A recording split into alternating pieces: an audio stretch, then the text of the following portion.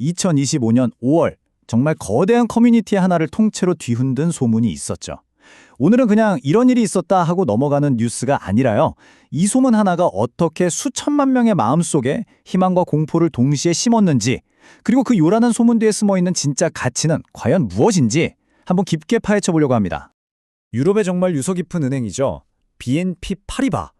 이 거대 은행이 4,700만 명이 넘는 파이 네트워크와 비밀리에 손을 잡는다? 정말 상상만 해도 엄청난 이야기잖아요.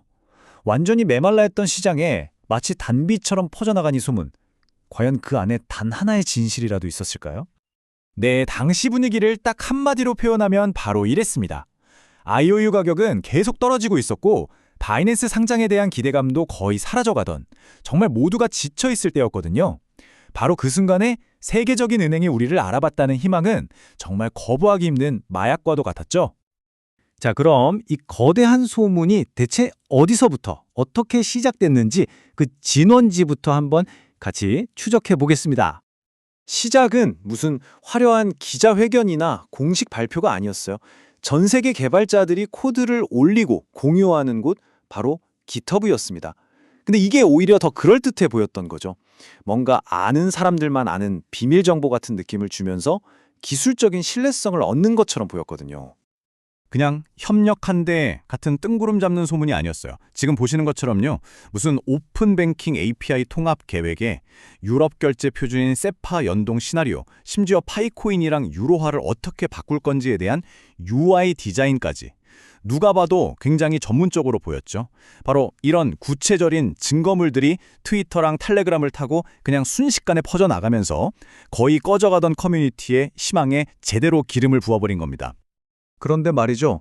왜 이렇게 많은 사람들이 사실 근거라고 하기엔 좀 부족한 이 소문을 그렇게 쉽게 믿어버렸을까요? 지금부터는 그 뜨거웠던 믿음 뒤에 숨어있던 시장의 심리를 한번 해부해 보겠습니다.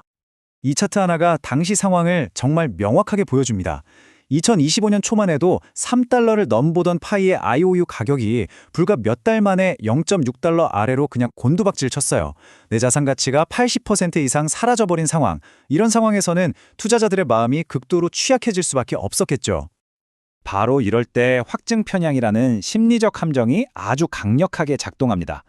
이 프로젝트는 무조건 성공해야만 해라는 믿음이 간절할수록 그 믿음을 지지해주는 아주 작은 단서라도 필사적으로 붙잡게 되는 거죠. BNP 파리바 소문은 바로 그 약한 틈을 너무나도 정확하게 파고들었던 겁니다. 하지만 여러분, 금융시장은 희망만으로 움직이지 않잖아요. 여기 희망과 현실을 한번 나란히 놓고 보죠. 커뮤니티는 비밀 프로젝트라는 스토리를 믿고 싶었겠지만 수천조 원을 굴리는 거대 은행이 규제 당국의 눈을 피해서 이런 큰일을 비밀리에 진행한다? 이건 사실상 불가능에 가깝습니다. 냉정한 전통금융의 언어로 이걸 번역하면 딱 한 문장이에요. 아무 일도 없었다. 바로 이겁니다. 자, 그럼 여기서 이런 생각이 들 수 있죠. 아, 그럼 파이는 결국 아무것도 아니었구나 하고 실망해야 할까요? 저는 오히려 반대로 질문하고 싶습니다. 파이라는 프로젝트가 정말 은행 같은 외부의 누군가가 손을 잡아줘야만 가치가 생기는 걸까요? 자, 이제 소문이라는 먼지를 싹 걷어내고 파이가 이미 자기 손에 쥐고 있는 진짜 자산들이 뭔지 한번 들여다보겠습니다. 파이의 가장 중요하고 강력한 자산은 바로 이 숫자입니다. 4,700만 명. 그냥 유령 계정이 아니라 KYC, 즉 신원 인증을 통과한 실제 사람이 4,700만 명 이상이라는 거예요. 이게 어느 정도냐면요. 캐나다나 스페인 같은 나라의 전체 인구보다도 많은 숫자입니다. 이 지갑들 뒤에는 진짜 신원을 가진 사람이 있다. 이것이야말로 파이의 가장 단단한 기반이라고 할 수 있겠죠. 파이의 가치는 바로 이 네 가지 기둥 위에 서 있다고 볼 수 있습니다. 첫째, 방금 말씀드린 거대한 실명 사용자 기반. 둘째, 전 세계에서 자발적으로 생겨나고 있는 풀뿌리 실물 거래 생태계. 셋째, 4,700만 명이 만들어내는 엄청난 네트워크 효과. 그리고 마지막으로 빠르기보다는 안정성을 택한 아주 신중한 전략. 이 자산들은요, 은행이 파트너십을 하든 말든 상관없이 이미 존재하는 것들입니다. 자, 여기서 잠시 시야를 한번 넓혀보죠. 파이처럼 진짜 사람을 중심에 두는 건 똑같은데 접근 방식은 완전히 정반대인 아주 흥미로운 프로젝트가 또 하나 있습니다. 바로 인터링크 네트워크입니다. 인터링크는 출발선부터가 다릅니다. 구글, A16, 판테라, 들어보면 아는 그런 빅네임들의 지원을 받고 있고요. 처음부터 미국 증시 상장을 목표로 규제 친화적으로 판을 짜고 있습니다. 핵심은 AI와 영지식 증명이라는 기술로 이 사람은 진짜 사람이다를 증명하면서도 개인정보는 철저히 보호하는, 그러니까 위에서부터 아주 잘 설계된 하나의 인프라에 가깝다고 볼 수 있죠. 자, 그럼 이제 이 두 프로젝트를 한번 직접 비교해 보겠습니다. 저는 이 둘을 경쟁자라고 보기보다는 실제 인간의 가치를 어떻게 디지털 세상으로 가져올 것인가라는 동일한 목표를 향해 달려가는 서로 다른 방식의 두 가지 실험이라고 생각합니다. 이 표를 보면 두 프로젝트의 철학이 얼마나 다른지 한눈에 딱 들어오죠.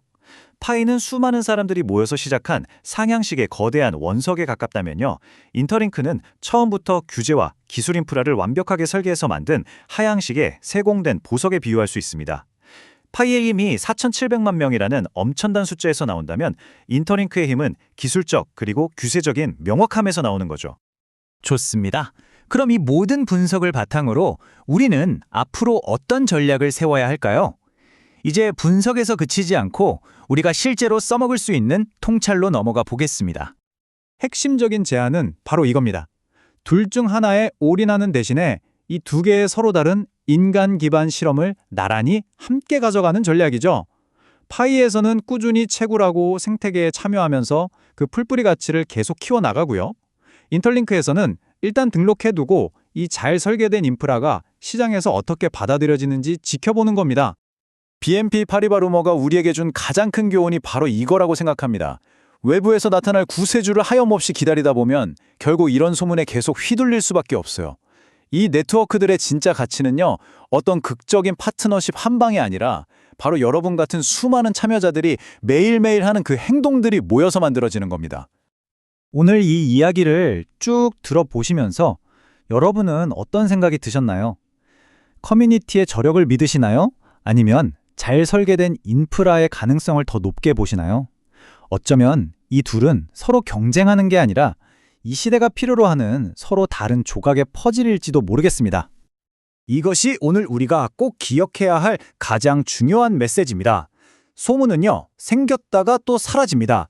하지만 여러분의 참여와 기여는 네트워크 안의 데이터로 그대로 남습니다. 결국 여러분 지갑에 있는 자산의 가치를 결정하는 건 밖에서 들려오는 소식이 아니라 바로 여러분 자신의 행동이라는 점 잊지 마시기 바랍니다.